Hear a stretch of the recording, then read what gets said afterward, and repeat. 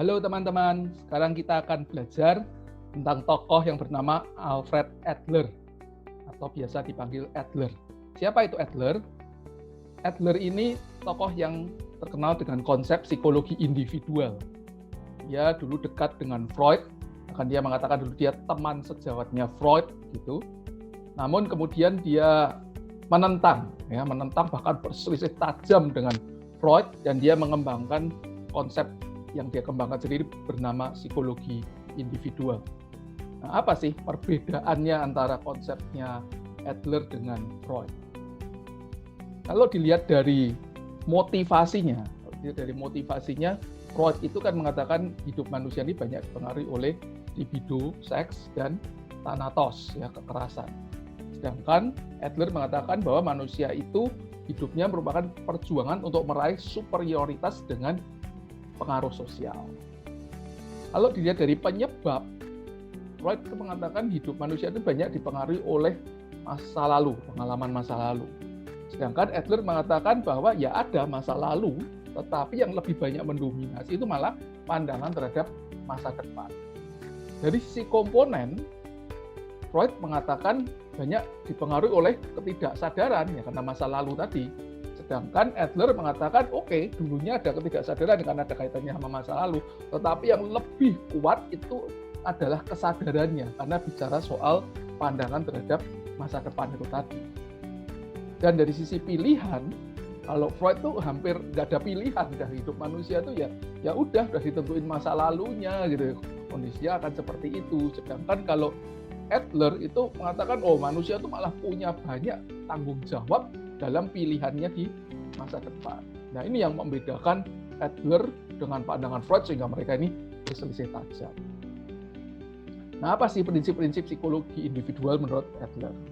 Yang pertama, dia mengatakan tentang masalah inferiority atau perasaan rendah diri, yang kemudian diganti dalam bentuk kompensasi.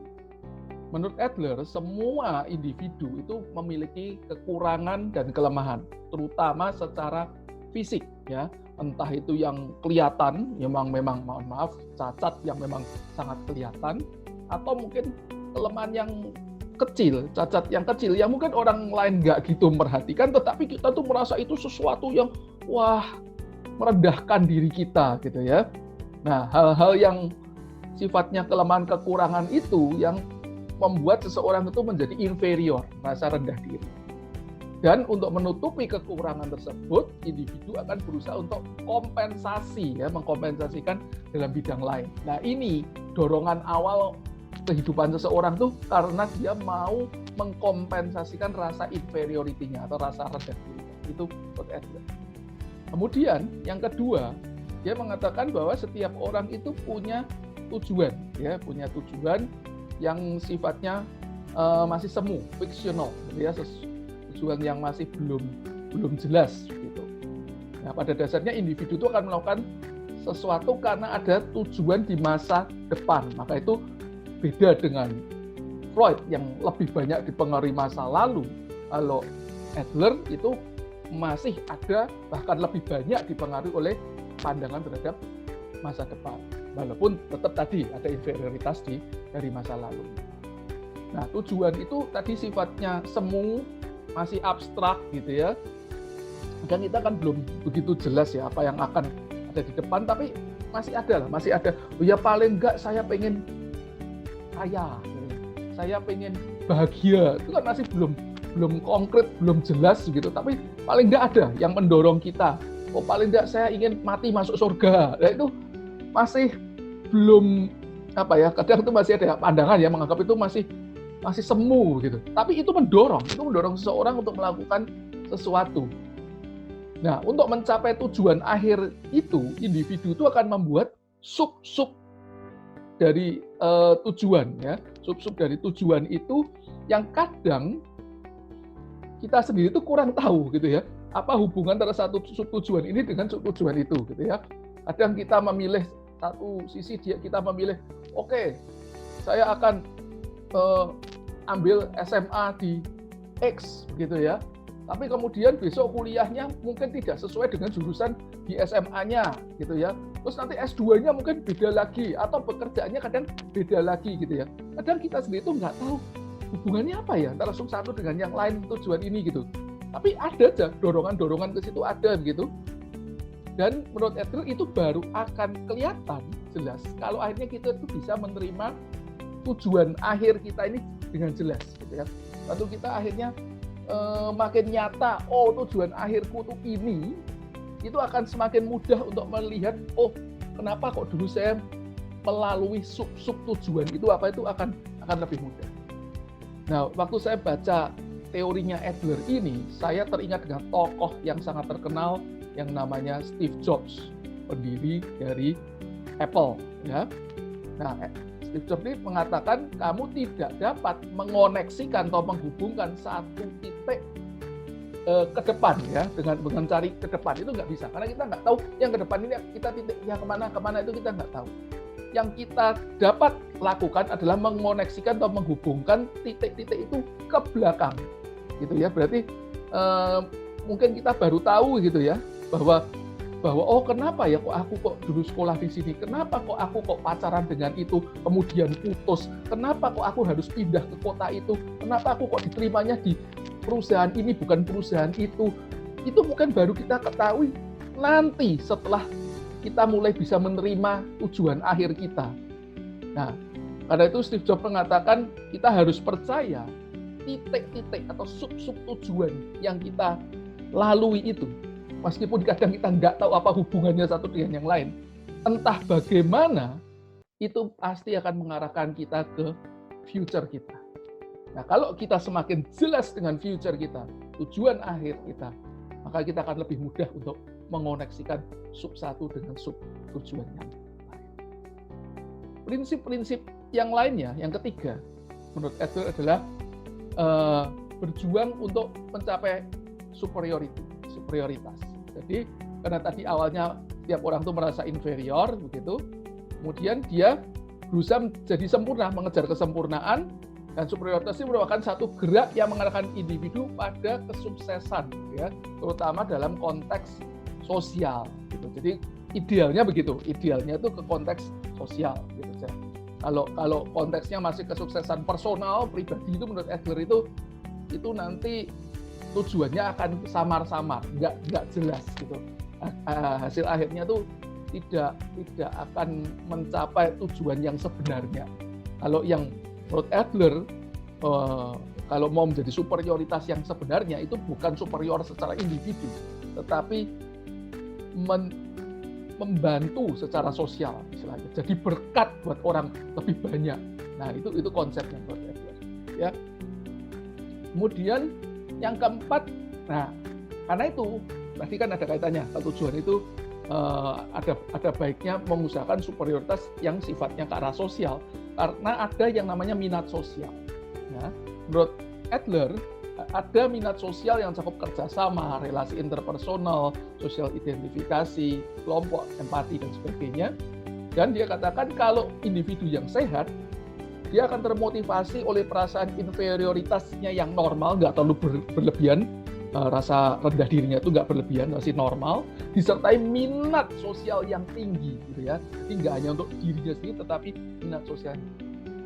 Nah, dari situ muncul lifestyle, gaya hidup yang merupakan cara unik seseorang dalam berjuang untuk mencapai tujuan. Dan itu dipengaruhi oleh konsep dirinya, dan konsep diri itu nggak bisa lepas juga dari masa lalunya tadi, rasa inferioritasnya di masa kecil dan sebagainya, perasaan terhadap orang lain, sikap terhadap dunia, sehingga gaya hidup di dalam mencapai tujuan itu setiap individu tuh berbeda, gitu ya. Setiap individu punya gaya hidup, tapi tidak ada dua orang yang memiliki gaya hidup yang sama. Artinya semuanya berbeda, ya. Karena konsep dirinya juga beda, perasaan terhadap orang lain beda, sikap terhadap dunianya beda, dan tujuan ke depannya juga beda-beda.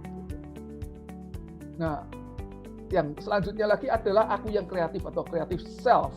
Nah, ini penting teman-teman. Di mana menurut Adler, individu itu menciptakan dirinya sendiri dengan mengkonsumsi sifat-sifat asli dengan pengalaman yang diperoleh. Nah, dengan creative self ini, kekuatan individu yang kreatif ini, dia akan memaknai inferioritasnya ya. Sama-sama inferioritas itu bisa dimaknai ini sesuatu yang masih wajar atau berlebihan. Itu tergantung bagaimana kita memaknainya. Yaitu yang dikatakan oleh Adler creative self. Dan juga menciptakan gaya hidup itu juga diciptakan, bukan sudah ditentukan dari masa lalu. Enggak, kita ciptakan kita gaya hidup yang bagaimana. Makanya ada orang gaya hidupnya sehat, ada orang yang gaya hidupnya nggak sehat gitu ya.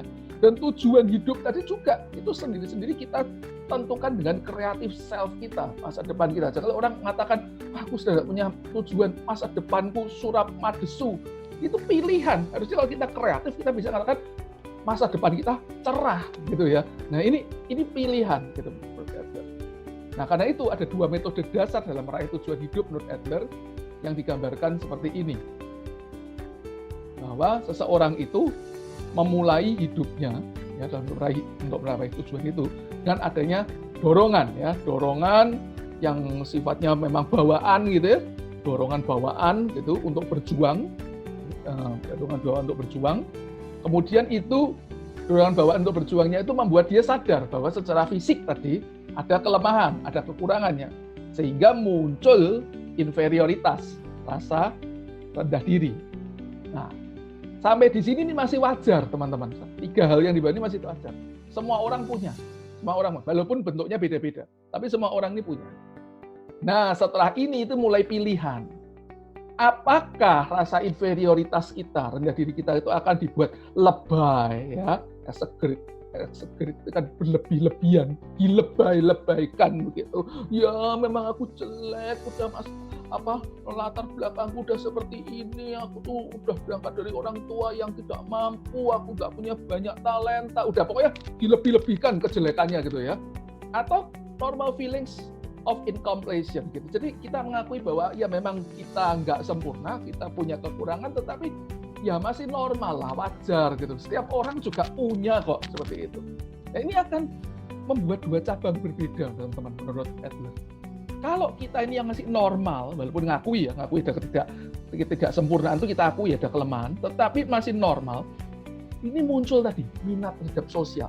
Kita nggak menutup diri, kita mulai terbuka, kita bisa melihat loh orang lain itu ya banyak yang masih butuh bantuan. Banyak orang itu yang masih lebih lemah dari kita. Banyak orang itu yang masih butuh pertolongan kita. Jangan sedikit-sedikit aku. Banyak orang di sekitar kita itu perlu bantuan. Nah, dengan adanya minat sosial ini, maka dia akan sukses. Dia akan sukses karena apa?